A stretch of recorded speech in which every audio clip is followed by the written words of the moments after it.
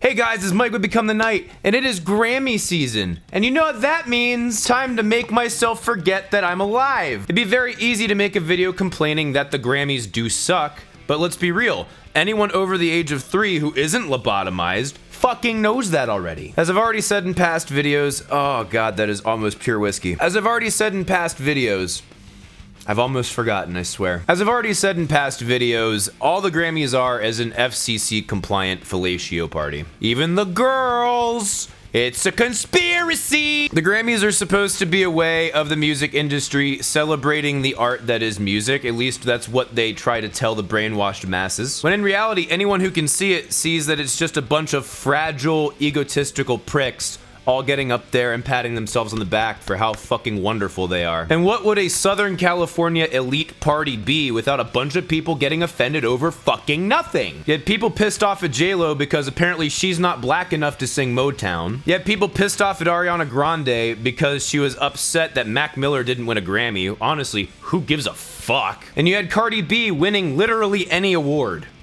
Any fucking award. That was the most offensive thing that happened last night, and nobody batted an eye. Although before I launch into this tirade, I will say, I fucking hate Drake's music, but he seems like a nice guy. When in his acceptance speech, he says, "You don't need this, you already won," referring to the Grammys, good on you, man. So yeah, the Grammys suck.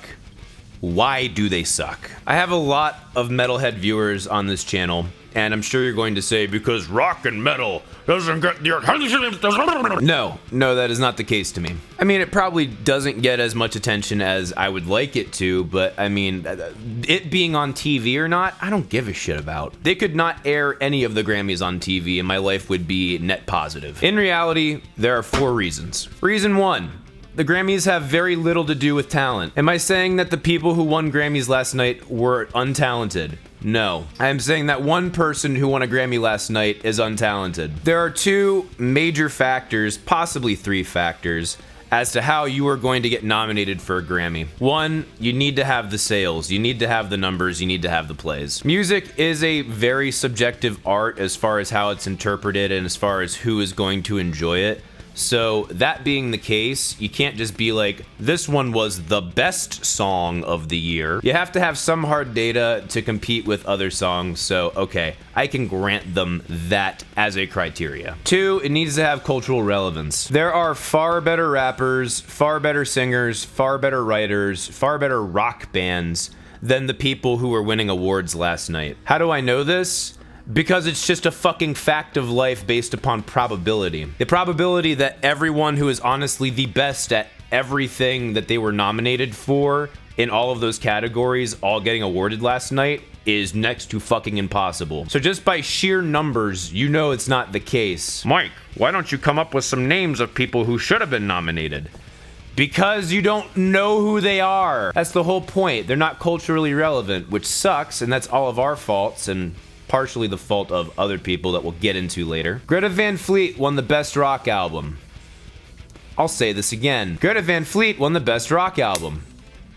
If you're still watching, I will be shocked that you didn't die already. Clearly, originality is not a part of the criteria for winning a Grammy. So when they call these awards the best of something, that you can immediately write that off as bullshit. Second reason why the Grammys suck. Loudness Wars. For those of you who aren't familiar, Loudness Wars refers to that period in the 90s where people learned that they don't just have to compress on the master, they can compress in the mix. This gives the appearance of everything being a lot louder when in reality you're just making the quieter shit louder and just squash all of the fucking air out of everything. This has led to a lot of degradation in people's songwriting and production. Don't get me wrong, there are certain songs that obviously reduce the dynamic range a lot that I actually love quite a bit. I actually have an entire video on dynamics and compression if you would like to go watch and learn for yourself. You suck a lot of the soul out of things when you compress everything to its maximum. Another part of the Loudness Wars that I feel like gets ignored all the time is bass booms. When you have an obnoxiously compressed, straight low-end sine wave signal or possibly something a little bit dirtier pounding through your sub, completely overwhelming all of your other senses that could possibly pick up other auditory stimuli. Anything that has less bass than that suddenly doesn't sound as good. And that really is the entire crux of the loudness war, is people have traded off volume or loudness for creativity in songwriting and a creative timbre palette. They have the illusion that because it's louder, it has better sound quality, when in reality, all they did was make all of the quieter stuff sound louder so you get more detail. And it sounds like a clusterfuck! Third reason why the Grammys suck: the trends in the music industry. Most of the things we get in our top 40 are hip-hop related. Hip-hop absolutely is dominating the popular sphere of music at the moment. Why, may you ask, that hip-hop got the top spot and rock fell off? There are a lot of reasons, but one of the biggest reasons is because when you're doing pre-production,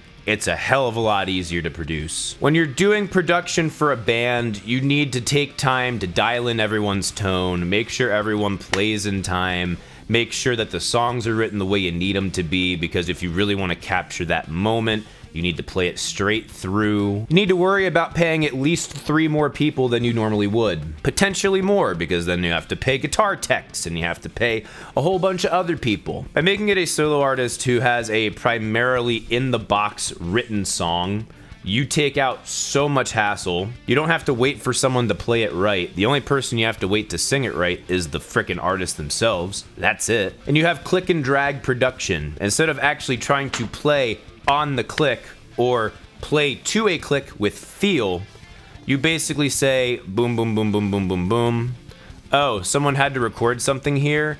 I'll use Beat Detective. Instantly splices all of the shit, aligns it and quantizes it to your grid. This also makes it very easy to digest. Between something that's stupidly simple and easy to digest and something that takes pennies to make in comparison to what it did before, it's a no-brainer that that's what they want to do. So then our fourth reason is it a chicken or an egg scenario? Is this a trend that was naturally occurring, or is this something that was being pushed by the large media conglomerates? Obviously, hip-hop did emerge naturally. It came out of the hoods, and that's all well and good.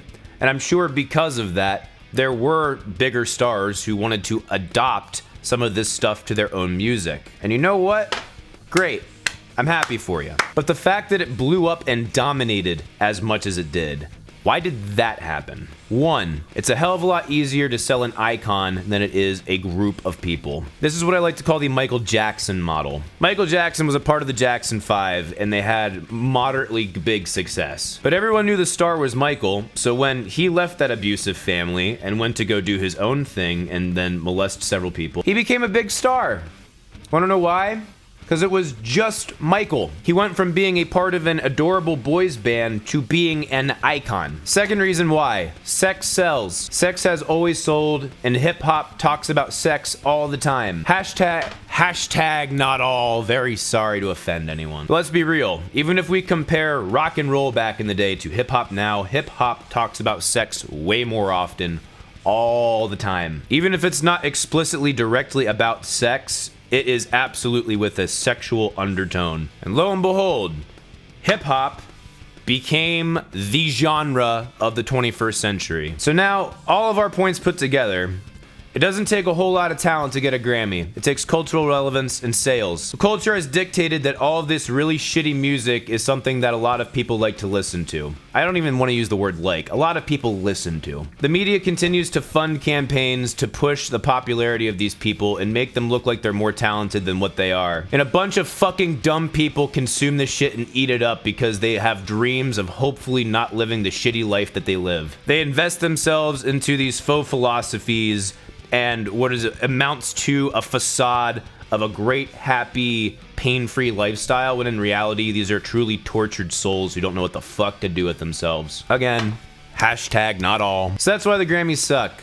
Join me in a whiskey so we can forget that this is part of the existence that we are bound to have to endure. If you like what I do here, if you like this channel, I implore you, please go support me on Subscribestar. There is a link to that in the description. I also have a sale on t-shirts this month, all of February. If you use promo code MUSICSNOB, all caps, all one word, you can get $4 off your order. You can follow me on Instagram, Facebook, and Twitter at Become the Night. This has been Mike the Music Snob. You guys have a good one. I will try my best. Rock on!